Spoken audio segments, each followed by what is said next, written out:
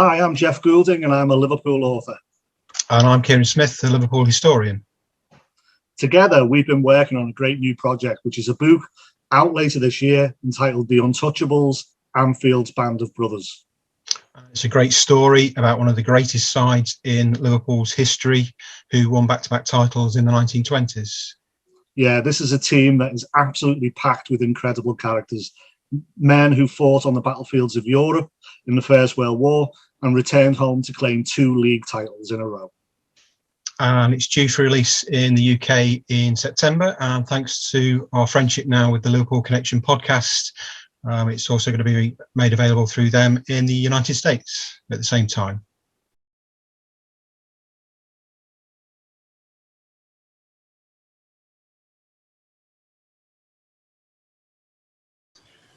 Hello and welcome to the Liverpool Connection podcast. I am Daz and Steve is with me, and all the way from Singapore, from the official supporters group over there, is Shahril. Hiya mate, how are you?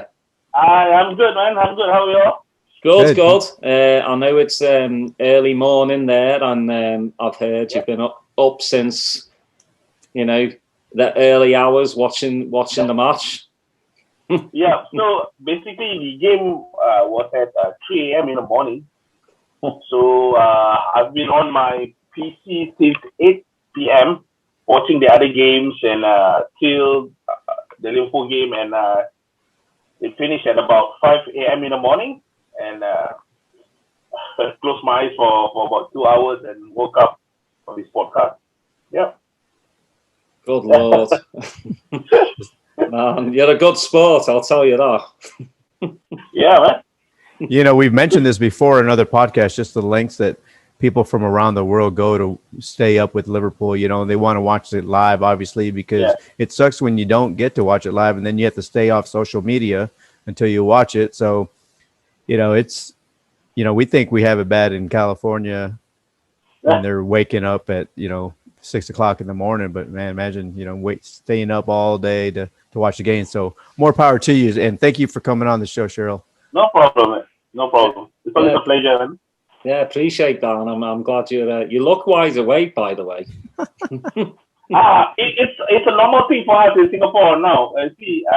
On weekends we have our Premier League games, and on weekdays we have our Champions League games.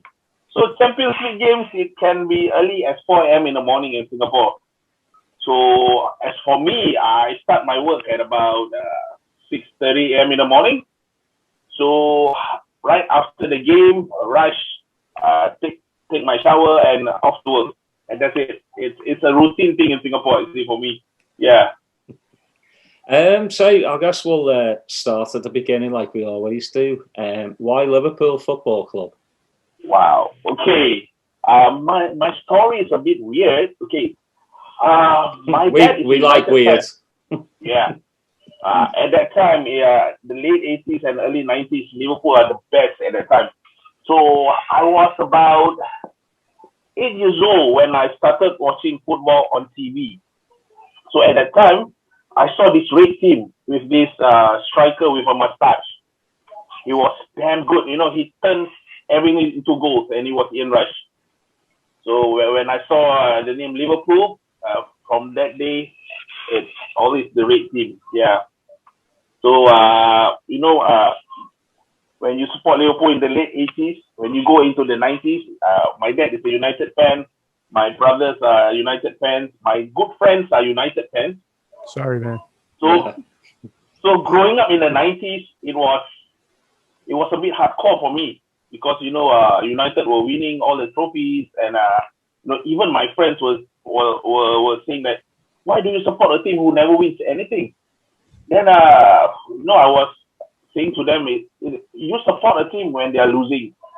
You don't support a team when they're winning. That's not the definition of supporting, You are plastic fans. It was a big banter back in the 90s, but I still stood with Liverpool until now. That's it. So I see, 30 years without a Premiership Cup. So it's quite hard, being a Liverpool fan in Singapore at that time. Yeah. So basically, you got into Liverpool because of a guy with a mustache. Yeah. It was Ian Rush. he and John Barnes, at that time they were the best. They made me fall in love with Liverpool itself.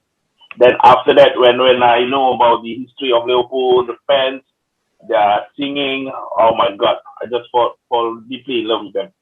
Yeah. Have you had the chance to go to Anfield? Yeah, man. My first inaugural Anfield trip was in 2012. After 23 years of waiting, it's quite expensive to travel from Singapore to England. But at that time, I was out working. I got my own money, and 2012. After that, almost every year. So it's about 5 to 6 times already to Anfield, and I got to watch some of the best matches. Let's not start at it. You won't finish talking about the experience What was your first match that you went to? Okay, the first match was Liverpool against Reading at Anfield, where we won 1-0. Yep, we won 1-0. I think Ryan Sterling was the scorer at the time. I can't remember that. Yeah, but we won 1-0. So after waiting, 20 odd years, to walk up to Anfield for you, must have been absolutely amazing. Yeah. You see, okay, my friend was working in the Midlands. He's from Singapore. So he called me, hey, why not you come here and stay at my place? I said, okay. So from Derby, we drove up to Liverpool. So the thing is, I went with my wife too. So in the car, when we were approaching Anfield Stadium itself, I was dumbstruck. I was quiet. The moment I saw Anfield, goosebumps. I was very quiet looking at the stadium. My wife was saying, "Are you okay there? Are you okay there?" I said, "No. Just keep quiet." I was. It was just out of my mind. I was quiet the whole journey. I was looking, everywhere, looking at the fans. Even watching the game, I was all alone, quietly. And before that, when the team enters the pitch with Steven Gerrard, we've seen Steven Gerrard for the first time in front of my eyes. And then "You Never Walk Alone" song. That's it. Tears coming down on my eyes. That kind of thing. 23 years is damn too long. So it's hard to explain, being a Liverpool fan. Only Liverpool fans will understand the emotional part of being in Anfield, should I say. Yeah. Oh, that's a brilliant story. Love that. I'm going to bring Steve in now.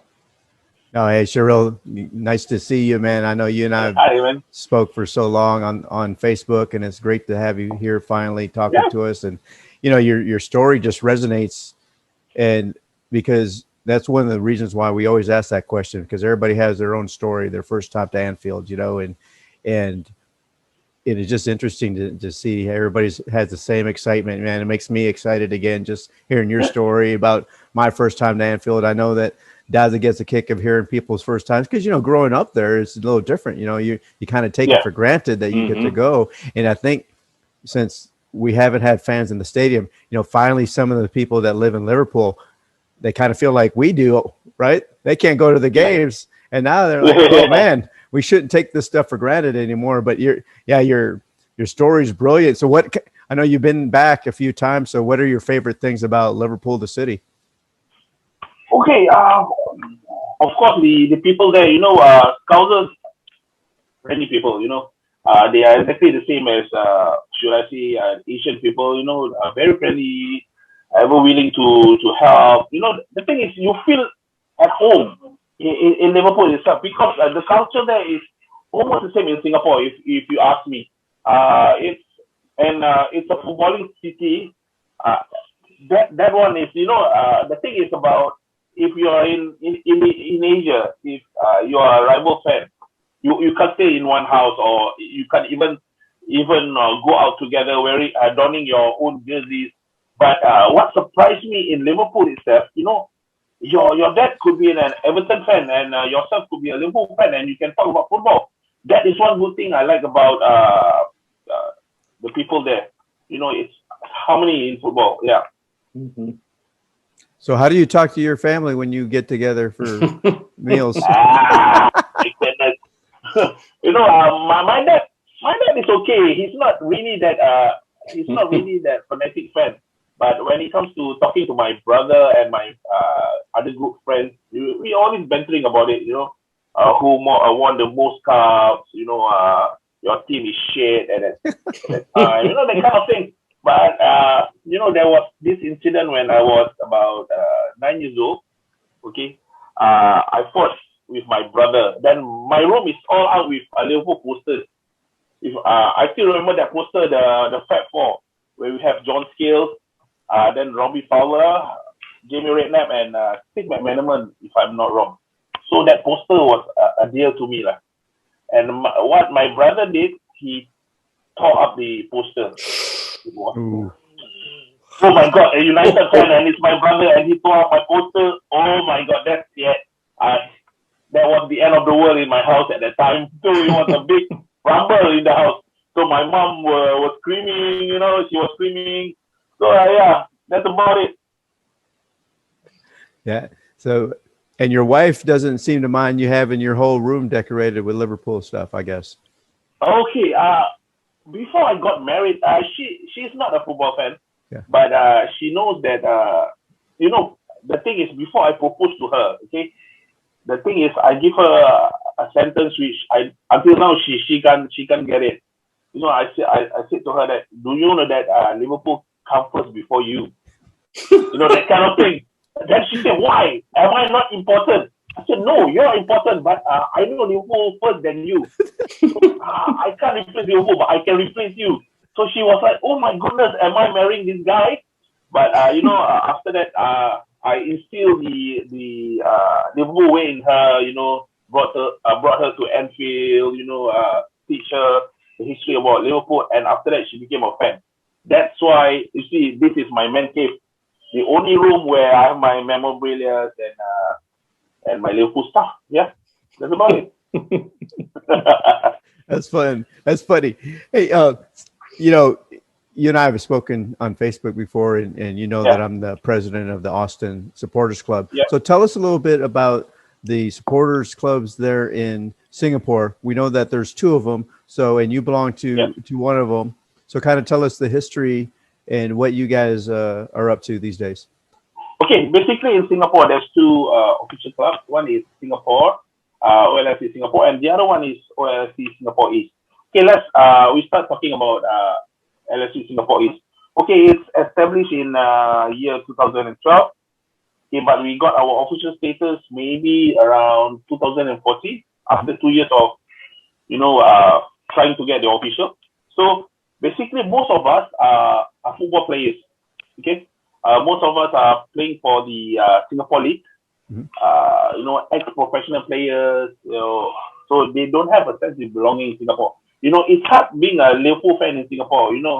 Because United dominate all the fans in Singapore. So most of them are maybe about almost half are United fans in Singapore. So actually we met the core of the official club in Singapore now. We met on Facebook. Like, I know you on Facebook. So we talk about playing football in Singapore. So we get together, about 8 of us. We play football, then one bring his friend, the other bring his brother, that kind of thing.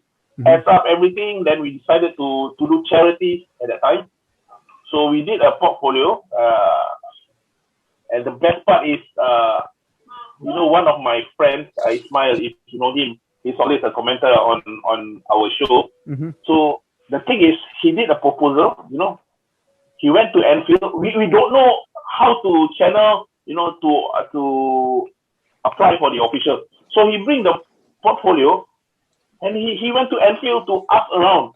I feel like that, So he was at the stadium. He was asking around, where can I meet, the people to apply for official. No, they were saying, no, this is not the way. You have to email. You have to do a lot of stuff. So we did some research, and after we sent the proposal, the woman in charge, Jane, at that time. Yeah. I think Jane. you know her, right? Mhm. So Jane messaged us, emailed us, wanted to do a conference call, and we were awarded the official status after that. And after that was history. No, that's it. From 2014 till now, we are the second official club in Singapore. Yeah, that's about it. How many members do you guys have normally, and where do you guys have an official place that you watch the games? Okay, official members on Facebook, we have around about 2,000 plus in Singapore. But active members, it's maybe about, if you ask me, about 200. Mm-hmm. Where they will come for our events, our footballing games, that kind of thing. And we do have a live viewing, a place in Singapore. It is a place where, we have big screens in Singapore. But normally we do it on big occasions, like the big games against United, against City. Our most game we had, the most people came was about 2,000 people. Mm-hmm. And, in Singapore, it's very small. So it's, the place is it's hard because, people living very near to each other. So when the game is about 2 a.m. in the morning, you can't make noise in Singapore. The police will come, people complaining. So, when you got football fans and they were rowdy, so it's very hard to do an event in Singapore for football. Yeah. Wow. So when we won the Champions League, and obviously that's in the middle of the night for you, right? So yeah. I mean, you have to celebrate, I would imagine. Or you just risk the police coming over there with their canes and just beating on people, or what? I know. Okay. The Champions League final, it's official in Singapore. They did a big live screening in one of the stadiums. Okay.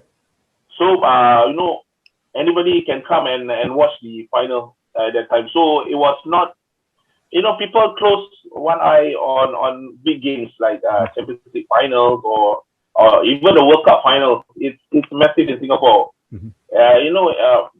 Any team plays, they will air it on live in one of the stadiums.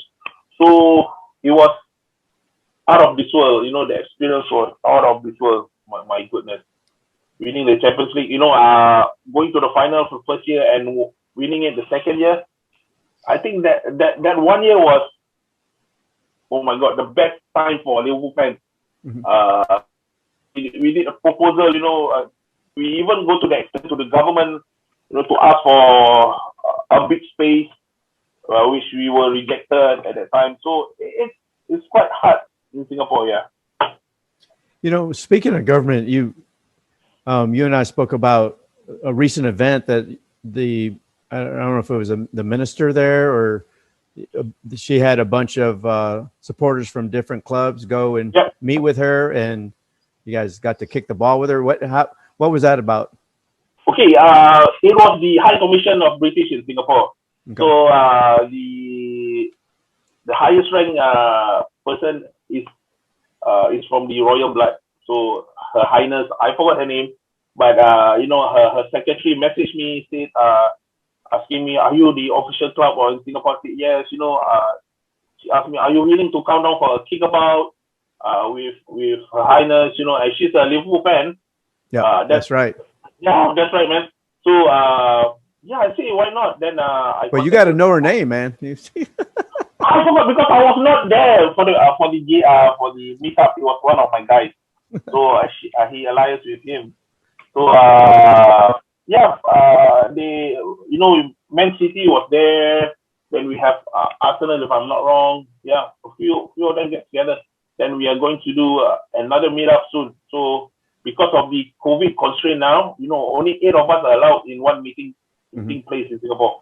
So only 8 of us were there. Yeah.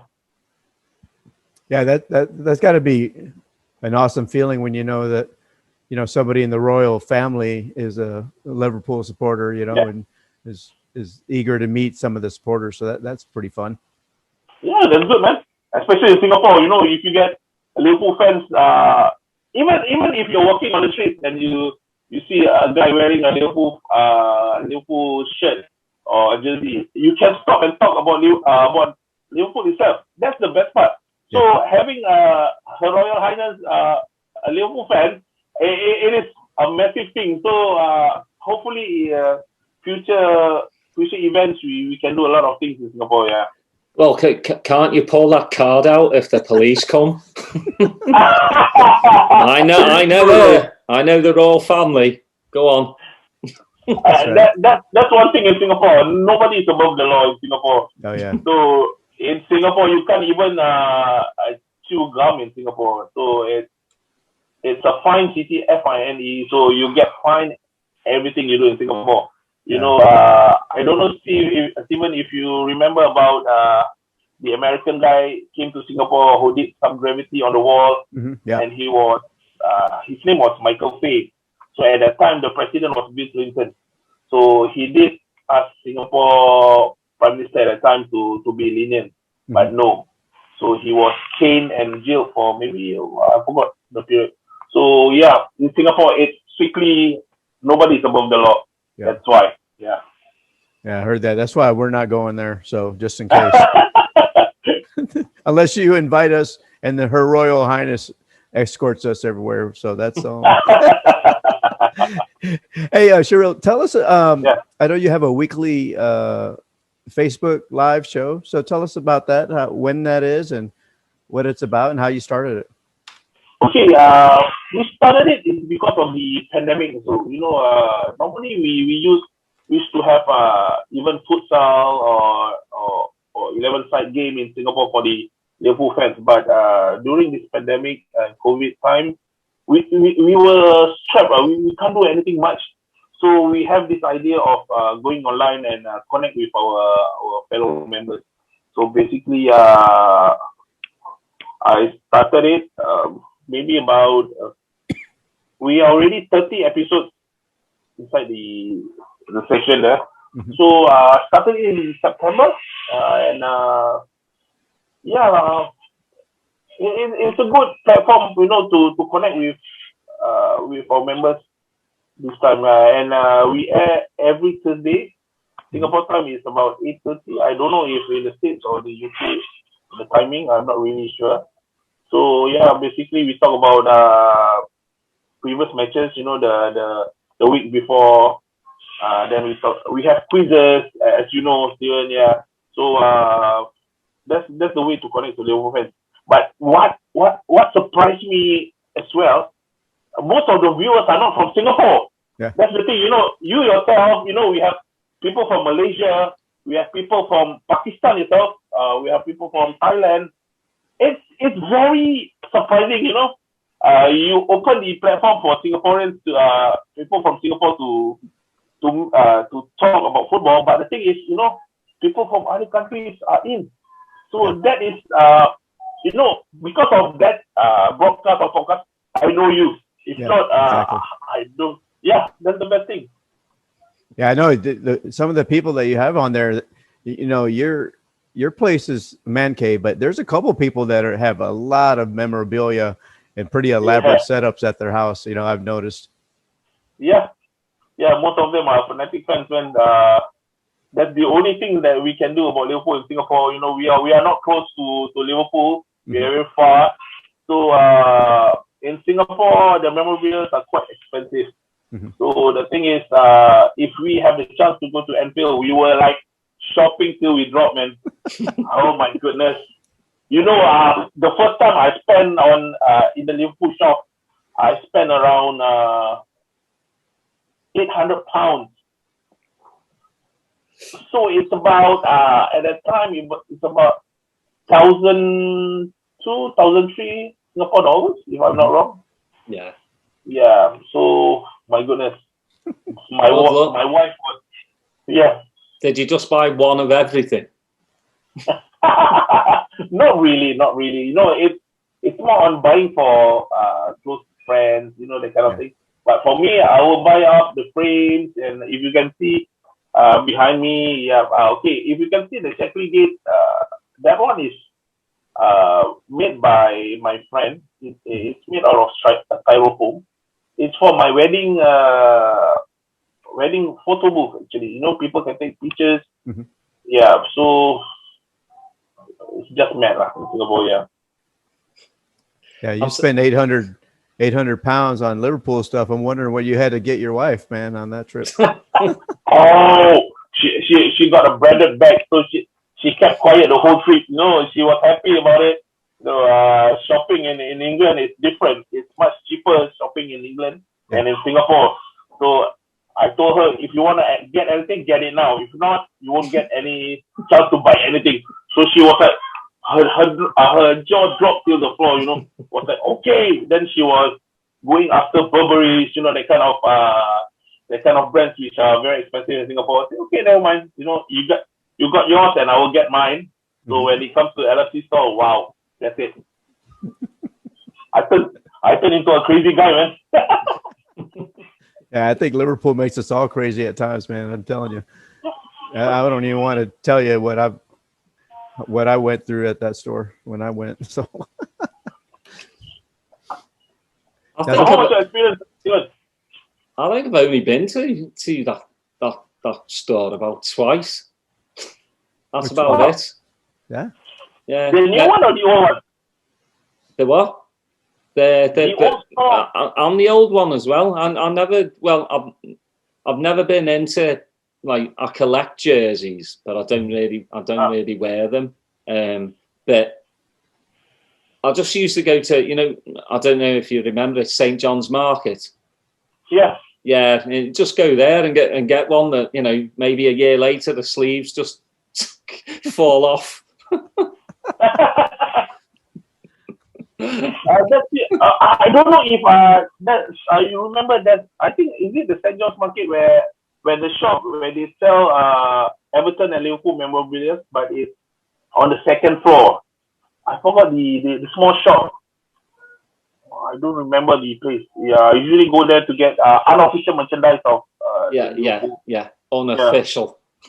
Yeah. So I basically buy. Yeah. The back of a lorry. Yeah, man. Yeah, that's come here. Shh, come here. Yeah. They're the heart and soul of Liverpool as well. Those people that sell stuff like that. Because not everybody can afford a 80 quid Nike jersey. You can afford a 15 quid, 20 quid one. It might not. It might spell LFC a bit different, but. Okay, guys, let me ask you this question. What do you think about the Nike? Should I say, in Singapore we call it Nike jerseys? Are you in favor of the Nike jerseys itself? But which one? This year's or the one that seems to be coming out? Let's not talk about the coming up. To me, it's atrocious. We talk about the branding itself. No, are you in favor of Nike or Nike? Well, I'm an Adidas man myself. Yeah. I mean, I wish we could go back to Adidas, to be honest. Yeah. Because they had some of the best kits back then. New Balance had some all right ones. They had some, really atrocious tribal ones that I couldn't stand. But the big hoopla about Nike was like, they're going to come out with some amazing shirts, and this year's shirt is a bit blah. It's not that great. Now the mock-ups, what I've seen, the yellow away kit, that looks good because it's very retro-y. But then you see the red. Now you see the red one though, and it's got like the pink, collar. Like, what's going on with that? That to me looks more like a Roma jersey. Mm-hmm.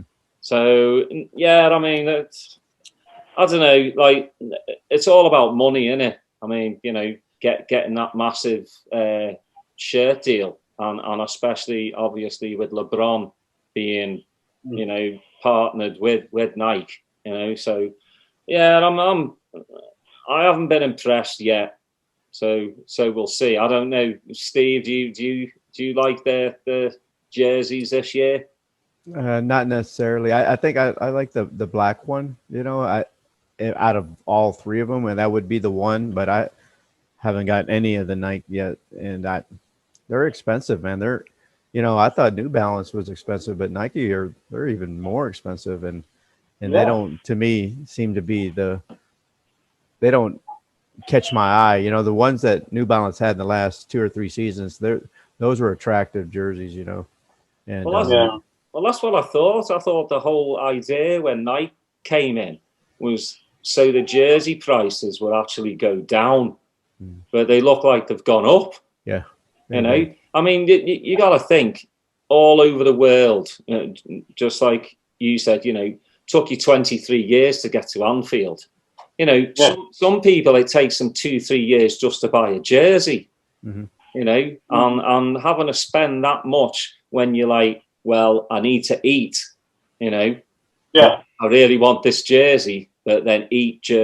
Oh, I've got to eat, I really thought that the jersey prices were going to come down, and obviously they haven't. So I don't know. That's a weird one for me. But yeah, if they could just go back to Adidas and get that sorted, I'd be all right for life. Yeah. Yeah. Well, he's saying that because he has 200 pairs of trainers. That's why. Yeah, I have a little Adidas original fetish. That's my little, Yeah. You collect shoes? Oh yeah. Me too, man. I don't know if I just got it. Let me show you. Here we go. Oh, nice. Okay, I just got my forum. Which ones you get? Oh, all right. Yeah, nice one. Okay, nice. Yeah, man. I'm a big shoe collector. Oh man, if you're getting out shoes, I'm getting out shoes. Go get a couple pair, Daz. What's your size? Yeah, you're lucky he didn't bring the whole camera in there. What is that? Yeah, these are the Han Solos. You can see. This one, yeah. Yeah. He's one of me pride and joys. I'm in like an Adidas trainer club.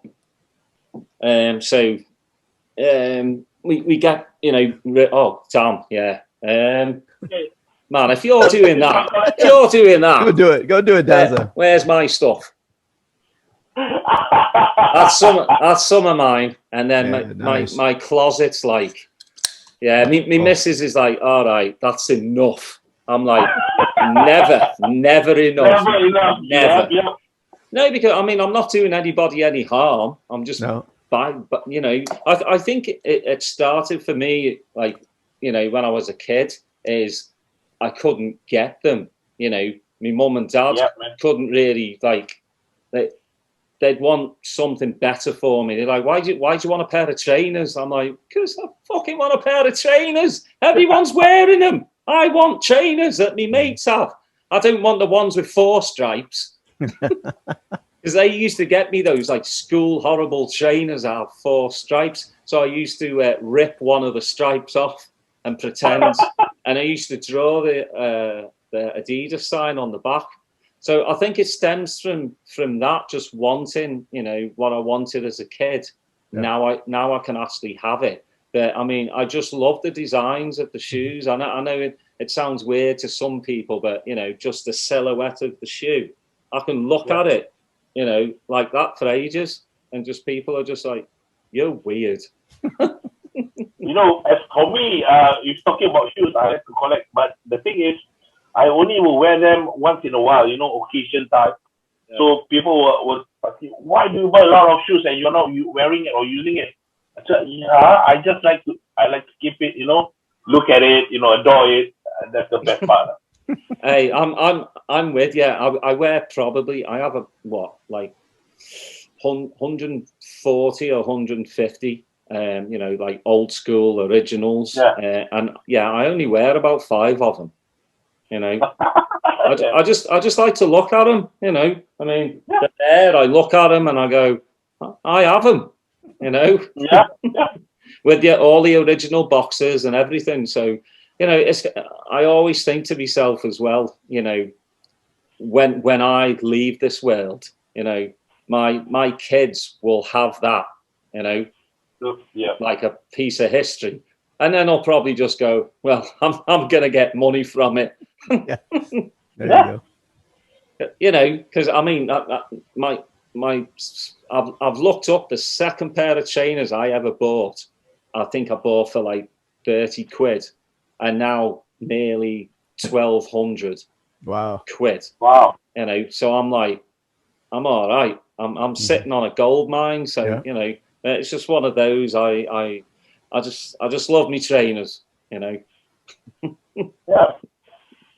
And I'm glad I've found somebody that likes trainers as well. So I'm not that weird. See, Steve, I'm not that weird. Yeah, man. Yeah. No, You're weird, Steve. You're weird right. for not liking trainers. Yeah. I like other things, I guess. Yeah, but we can't say that on air. That's right. I gotta be able to get back into the country over there one day. We'll get banned. We'll get banned if you tell people what you like. Hey, that's right.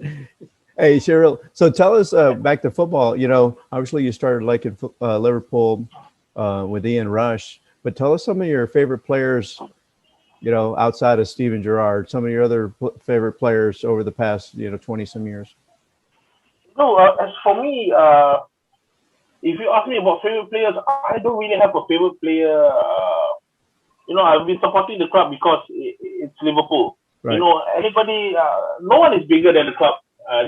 We all know that. But if you really ask me who's my favorite player, I think it's going to be Jamie Redknapp because, you know, because I used to play football in Singapore too, so I really appreciate him. You know, the way he passed the ball, the way he took his corners, you know, slicing the ball. You know, I really instill, you know, his skill to play on the field. So I really look up to him. So, but the only thing about Jamie Redknapp, he's injury prone. That's it. So, yeah, if you ask me, it's going to be Jamie Redknapp. Then I love Harry Kewell. You know, he's superb. You know, his left foot. Then Patrick Berger, one of the best. Yeah, there's about Stan Collymore. Yeah, Stan Collymore was really an in thing for me at that time. Yeah, and basically that's about it. Yeah. Yeah, it's funny because obviously there's a lot of new fans in the last few years, and that's one of the things we enjoy about this podcast is kind of bringing back some of these old names because Jamie Redknapp, he doesn't get a lot of attention, but people forget what a player he was, man, for Liverpool, and like you said, he was so injured all the time, but it seems like it's been a common theme for the past few podcasts. We've interviewed some people that they didn't really reach their potential. Neil Mellor, that we have coming out. David Thompson. Those guys that were injured and they thought they were going to be the next, up and coming player. So you got to take your chance. If you guys remember, that's another player. They called him the next Zidane at the time. It was Bruno Shahril. If you all remember him. Shahril, right? Yeah. So, the youngsters now, they don't even know who is Shahril, but it's okay. He was, at that time, people saying that, the next Zidane. But when he came to Liverpool, my goodness. Damn shit, man. You can say that. But I mean, that's the thing, he didn't say he was like the next Zidane. Some people, gave him that nickname, but God, he was crap. But most of the French players back then that were bought, Latalac was terrible. We just bought some really bad French players, back then. But I mean, Liverpool have bought how many bad players in the last 20 years? Konchesky, terrible. Biscan. Remember Biscan? Oh yeah, Nunes. Oh my goodness, Jose. So we went from buying shit French players to buying shit Spanish players. To just buying shit. Yeah, basically. But the thing is, they are Champions League winners. Like Nunes, Jose, you know, that kind of players. Even the Dutch right back Kronkam, if you remember, he's not that really good, but yeah. So I don't know what's wrong with Liverpool at that time. You know, buying players that are that is mediocre. You know, we can't fight the likes of Man City getting good players or Chelsea getting good players. But Liverpool has always turned these players into good players. That's about it. Yeah. Well, we went through, you know, a bad period of time, you know, with Hodgson and Hicks and Gillette. Goodness. You know, they were just all about, you know, sucking money from the club and not putting it back on major transfers. You know, one question I want to ask you, you know, this whole Suarez and Coutinho is doing the rounds again. Would you have them back? You know, it's a questionable question here. If you ask me, please get Suarez back, but the thing is, let him play, you know, with teams that are lower in the table. You know, because lower teams, they tend to fuck the bus, as they say. You know, defend a lot. So we need Suarez to just make havoc in the you know, in the attacking wise. You know, maybe, you know, he's get to bite some years off. So we don't have that fiery should I say personality in our place right now. So Salah, Firmino, and Mane are a bit quiet. You know, we must get someone like Suarez to create havoc out front. So I think bringing back Suarez is a goal for me. But Coutinho, he already got Thiago, man. Coutinho, if we can get him as cheap as 20 million, then I think it's okay. But more than that, don't waste time. You know, let's move on. Yeah. Well, I think one of the biggest ones, though, is, you know, the Suarez's and the Coutinho's of this world. They're going to start on the bench, and are they? Would they like that? And probably the answer is no. So I can't see him coming back. I can't see Klopp wanting them back, to be honest. But every international break, you know, these journos and media need to come up with something, and I think that's just something. I just can't see Liverpool going, yeah, I'll take you two back. I just don't. I mean, when this team gets back together, no injuries, we'll win the league again. I mean, you watch how we played today, right? Yeah. And that's without two of our starting centre-backs, you know, and we were cruising, and that's the thing, you know, and without our captain as well. Yeah, I know. You put Fabinho and Hendo next to Thiago next season, you'll watch Thiago come into his own. You know, all these people saying Thiago's a waste of money or he's not world class. They need to stop watching football, because obviously they have no clue. So I just think it's, you know, I definitely think we should go in for another, you know, centre forward. Definitely another centre back. It just depends on, you know, Kabak. I think we're gonna buy him. But we're gonna buy who's that? Kanouté, right? Kanouté. Yeah, that's another one that, like, I just don't see, because that's not what, like, Liverpool do, is splash the headlines like we're going for him. Because I guarantee we won't get him. We're going for somebody else. It's like another smoke screen. Okay, that's this one question I want to ask you guys. Okay, which one is more realistic? Getting Coutinho and Suarez back, or either getting Haaland or Mbappe?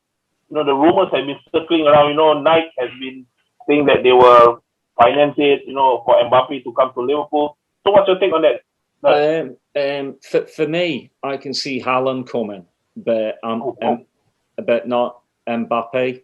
Mbappe, his wages are just insane, and then, you know, the top earners for Liverpool, you've got Salah and Van Dijk at 200 grand, that's going to cause massive rift in that dressing room.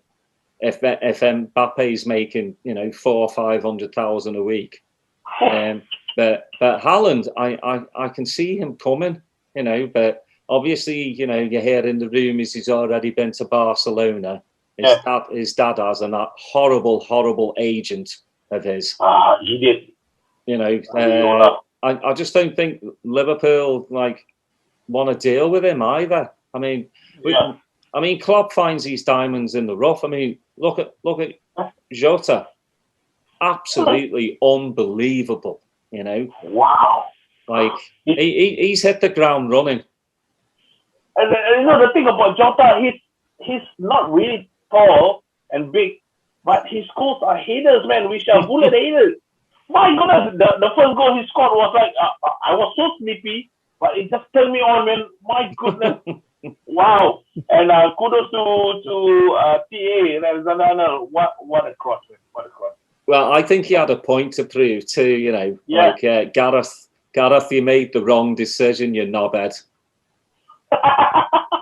Yeah, he definitely played possessed today against Arsenal. Trent did, and you could see he did have a point to prove, but it also shows that there's a disparity on how he played today versus other games, because it hasn't been that consistent, and so there is some foundation to what Southgate said. I don't agree with him not picking him, but even Trent would probably say that his form is not what it was at this point last year, and a lot has to do with the injuries around him, playing with different center backs. Also, he had COVID, and you can't convince me that there's no lingering effects to that still. So, but today was a top performance for sure. Yeah. So Steve, what's your thing on Haaland or Mbappe? Oh, wow. Well, I would love to have either one, but to me, Haaland is more suited to the Premier League. He's just bigger physically. I think he can take the pounding of the Premier League a little bit better. But granted, both those guys aren't playing in a top league. Mm-hmm. Even though Haaland's playing in the Bundesliga, you still have a wide disparity of levels after the top 2 or 3 teams. And in Ligue 1, there's 2 teams, right, that are playing for the most part, and so you never know if people will come to the Premier League and adapt, and that's always one of the question marks, right? But I think Haaland would be more apt to play, because I think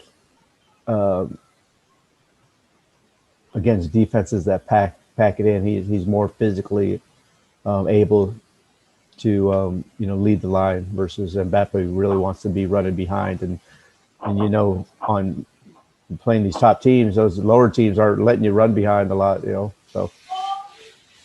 But I take either one, man. They're both talented, and I love watching them both play. So. Yeah, I mean that's the thing, It's all but and again though, if you do bring one of those players in, is one of the 3 going to go? Yeah. That's the thing, You would think that one has to go the other way, right? Either the Mane or Salah, and right now Salah has the highest resale value on the transfer market. So I mean, but why? He's scored 90 goals in 150 games or something silly like that. People are just the lack of respect that Salah gets from a lot of even Liverpool fans is still amazing to me. And I don't understand it. Well, I'm the same with the diving comments. Kane, if he goes down in the box, from falling over a feather, he's not a diver. But if Salah does, then he's called a cheat. I don't understand that. That's very like a British thing, I think. With foreign players, they're obviously cheats if they go down, but. That's the game we play now. If you're a forward and you're in the box and you get touched little bit, you're going down. Mm-hmm. That's it.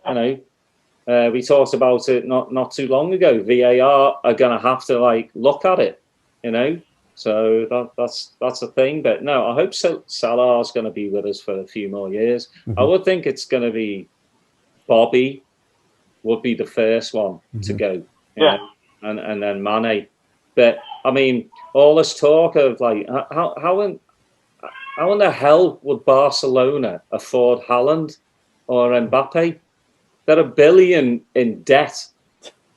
Yeah, like I don't understand where their money comes from, and even like why would Genie want to go to Barcelona? To be honest, I mean they're a sinking ship. It's just about Genie. He's left with 2 months, in his contract. Do you think he will sign a new contract? I don't think he will sign a new contract after this season. What do you all guys think? I think he will. I just think he's tired of being asked at press conferences. I think they're working out a deal together. His family loves Liverpool. Genie loves Liverpool. And the whole thing with Barcelona as well. You don't know if Koeman's going to be the manager come the summertime. That's the problem with Barcelona. You don't know who's going to be manager. You barely know who's going to be president for the next 3-4 years. They have different voting system. So I think he's going to stay. I think at the end of the day, Liverpool are going to give him a good deal, and he's going to be like, all right, it might not be the initial deal he wanted, which is 3 years, I think. But they'll give him an upgrade in his wages and probably do 2 years, I would think. I mean, I hope he stays. I love Genie. He's another one that just doesn't get the respect he deserves. Just because if you watch Liverpool, we have like an engine, and the engine is Genie and Henderson and Fabinho. That's what was great about the last 2 seasons is that made the front three better. They were always pressing, but you hear, Henderson, all he does is back pass. All Genie does is run around the pitch. Well, because when Genie came to Liverpool, right, he came from Newcastle, where he played in a more advanced position, and of course he scored goals. On our team, we had the forwards to score those goals, so we didn't count on our midfielders to do that. For Haaland, he also plays more advanced. He almost plays as a number 9 on that team sometimes, or a false 9. So he scores goals there. That's not his role at Liverpool, but people always say that, if they think that everybody should be scoring, all 10 outfield players should be scoring goals. That's not the way it works, man. Even Becca. Becca needs to score more goals. That's right. And it's just people don't think, man. They just think that the end result is that the guy doesn't score goals. Yeah, but look, he links the play from back to front, and he stops attacks coming this way. That's the very important part. That's why those forwards can stay up there in more advanced positions, because you have that guy that's stopping the play, and sometimes it's difficult to argue when people are trying to explain it because they don't see that type of it, Well, hey, he scored 2 goals against Barcelona. That's right. That's all that matters. Those are the ones that count. Hey, so tell us about that game. I know, where were you watching that game, the Barcelona game, where you guys had the big screen going? No. At that time, which game? The comeback game at Anfield? Yeah. Mm-hmm. Okay, sorry to say that, but I was sleeping away at that game because that was the month of Ramadan in Singapore. Where the Muslims are fasting. Right. So So basically, with my hectic schedule, because I have to cook early in the morning. For the because I have my own catering business. You see. Right. So the thing is, I was like, the first leg was already 3-0. Then inside my heart, even though I'm a Liverpool fan, but I know that no, it's foregone conclusion. It's just a gone case thing. So I was sleeping. Then I got a phone call maybe about 10 minutes before the game ends. My cousin, the moment I took his call, he was shouting, "We won the game! We won the game!" I was like, "What game?" I was in the daze. What game? No, we won at Anfield 4-0. What? No, the moment I was like, if you watch WWE, like Undertaker was like, just rising up. So I switched on the telly, and it was like I saw Dini was on his knees celebrating. I was like, oh my God, I've just missed the best match of my life. My goodness. From that day on, it was something that really disheartened me. So from that day on, I tried to watch every single morning game. Yeah. So when I watched the highlights, it just gave me goosebumps, and I teared a bit. I know from that day, we're gonna win it. I can't believe your brother didn't call you to tell you. No, my cousin. No, I know your brother. The brother's the Man U fan, right? So he wasn't going to call you to tell you. Yeah. United fans have been quiet for quite a number of years. Okay, I would like to share you another story which is quite exciting. It's in 2005, the Champions League final.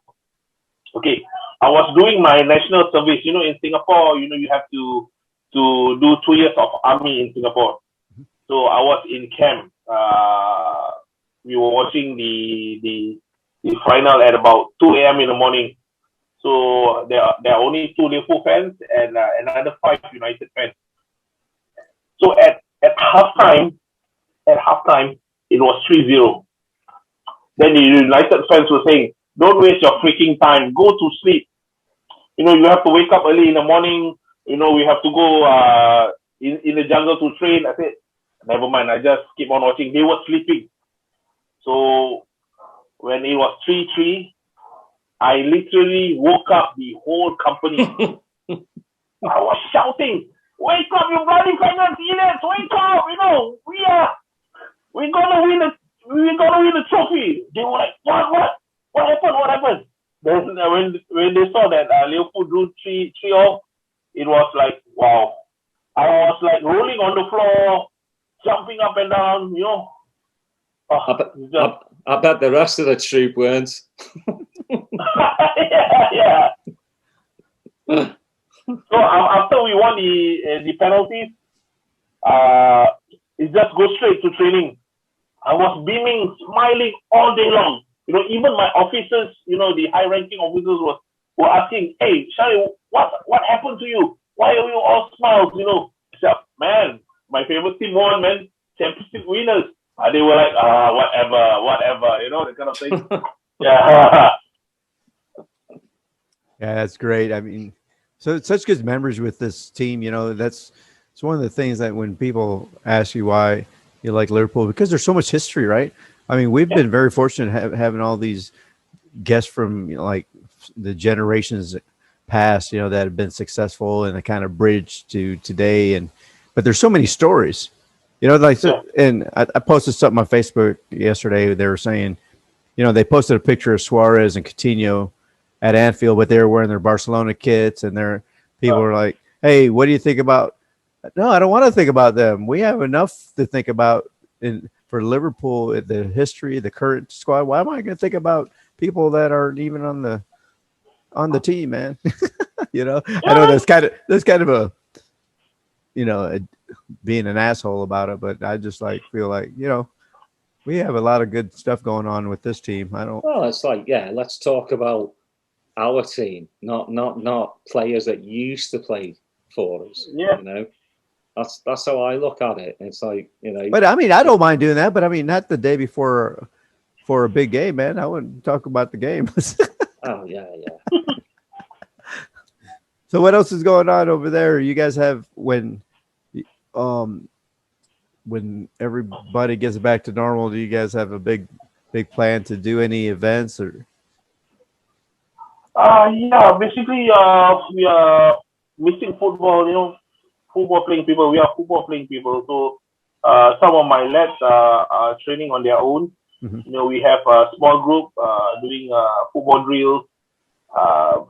Only 8 per session, so there's nothing much we can do. Mm-hmm. But we truly miss the events like live viewing sessions, meetup sessions. Even having dinner together. So it's very sad now, lah. We can't meet each other, but it's good. We can meet online. Even talking to you right now, it's like talking to my closest friends. Right, so so it's quite normal now. Yeah, I mean this whole thing has brought us closer. Sorry about that, Daz. I mean, that's one of the reasons why we love doing this podcast. We're bringing people closer together and getting to meet great new people. So.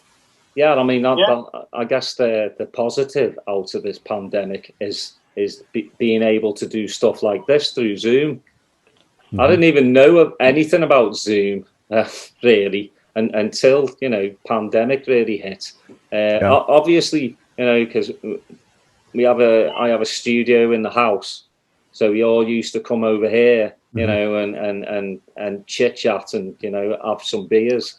And now it's like, Steve's at his house, I'm at mine. But it gives us the chance to talk to people like you, and connect better. Because, back in the old days, you pick the phone up and talk to, if you're going to interview someone, a stranger. So all you hear is their voice. But now you put the voice with the actual person. So I think that's really good.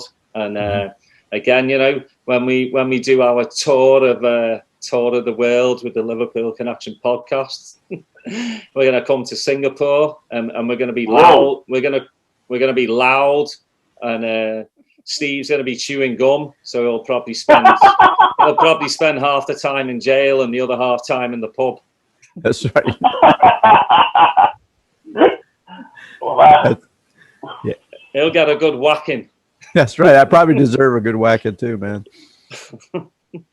Yeah. So, hey, Shahril, man, it's been great, connecting with you, and we're glad that we finally got you to be able to come on our show. And when we publish this episode, we'll make sure we put a link onto your show so people could check it out, because you guys are pretty funny. Yeah,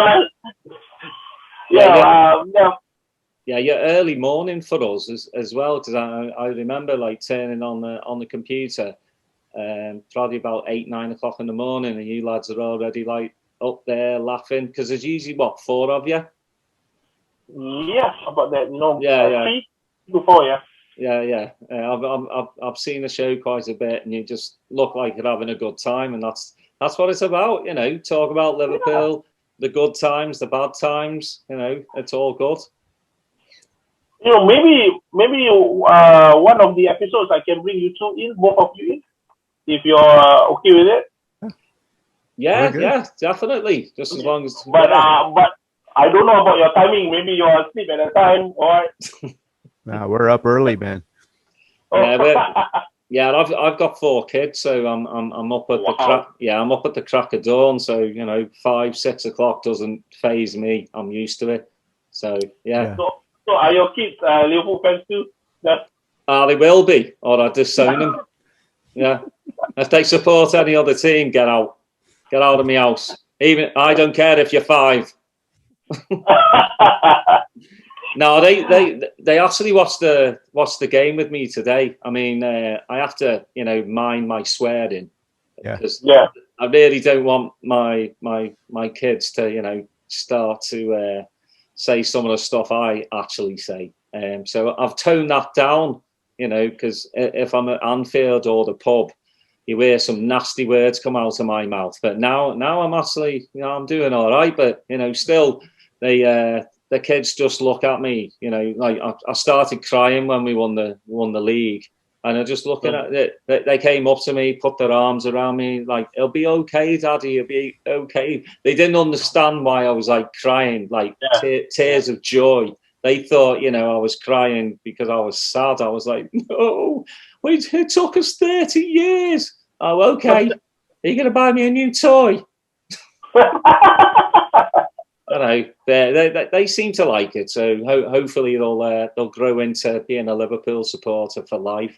Which, you know, I've got 4 of them, so if like 2 of them do it, I'm doing all right. Yeah. Okay. Yeah. So you're basically in the States now? Is what? Sorry.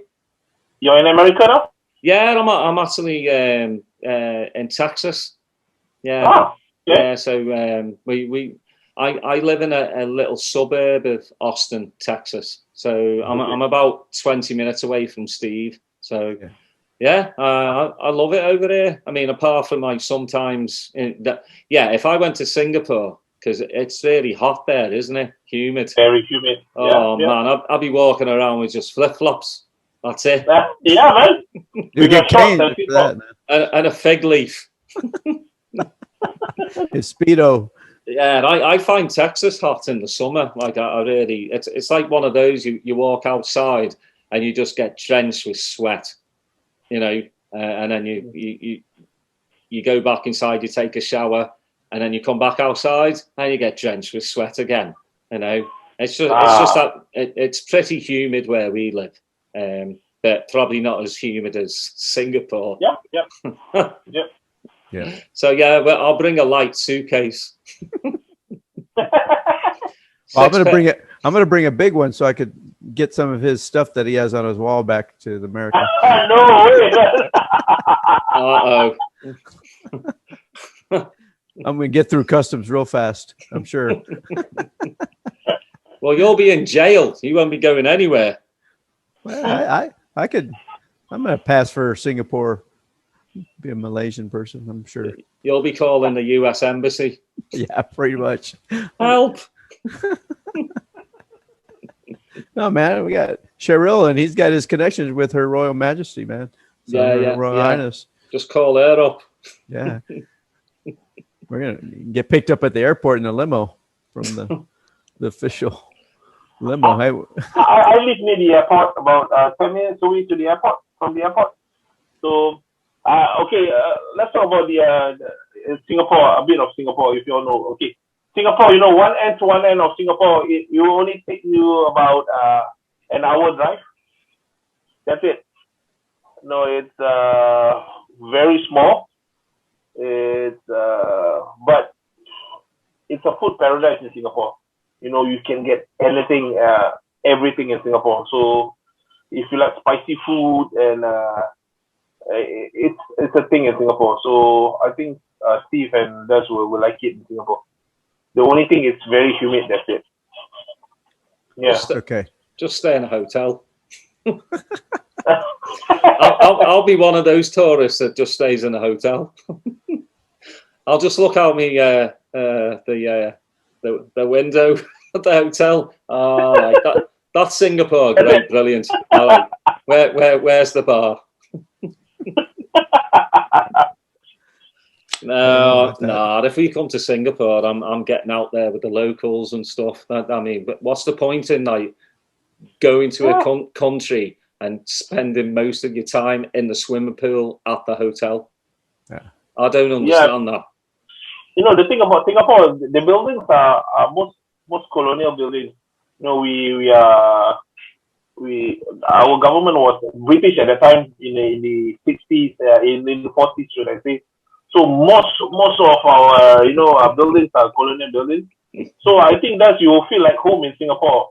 You know, even our one of the best hotel, Raffles Hotel, if you remember it, or you know it, Raffles Hotel, it's a very British type of building.